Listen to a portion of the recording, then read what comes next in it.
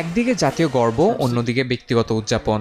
যুক্তরাষ্ট্রের রাজধানী ওয়াশিংটন ডিসিতে শনিবার ছিল যেন ইতিহাস আর রাজনীতির সম্মিলিত প্রদর্শনী। 250 বছর পূর্ণ করল মার্কিন সেনাবাহিনী, আর এই দিনটি আবার ছিল প্রেসিডেন্ট ডোনাল্ড ট্রাম্পের ৭৯তম জন্মদিন।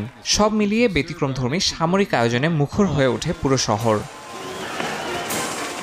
জাঁকজমকপূর্ণ এই কুচকাওয়াজে অংশ নেয় ৬,০০০-এর বেশি সেনা সদস্য। ছিল ৮৪টি সামরিক যান এবং আধুনিক ও পুরনো মডেলের ট্যাঙ্ক ও হেলিকপ্টার। আকাশে উড়েছে সামরিক বিমান আর রাজপথ কাঁপিয়েছে ট্যাঙ্ক। দ্বিতীয় বিশ্বযুদ্ধের সময় ব্যবহৃত শারমান ট্যাঙ্ক থেকে শুরু করে সর্বাধুনিক M1 আব্রামস ব্যাটল ট্যাঙ্কও ছিল প্রদর্শনীতে।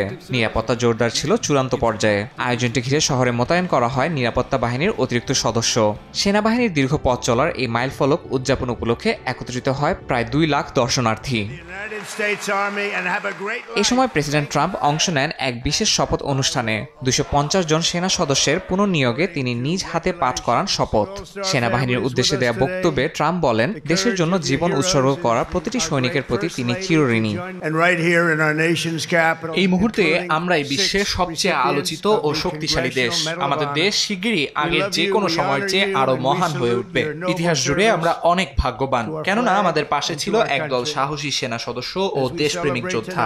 আজ আমি নির্ভয়ে ঘোষণা করছি, ভবিষ্যতের যে কোনো সময়ে, যে কোনো প্রজন্মে যখনই দেশের ডাকে সাড়া দিতে হবে, মার্কিন সেনারা সেখানে থাকবে অটলভাবে।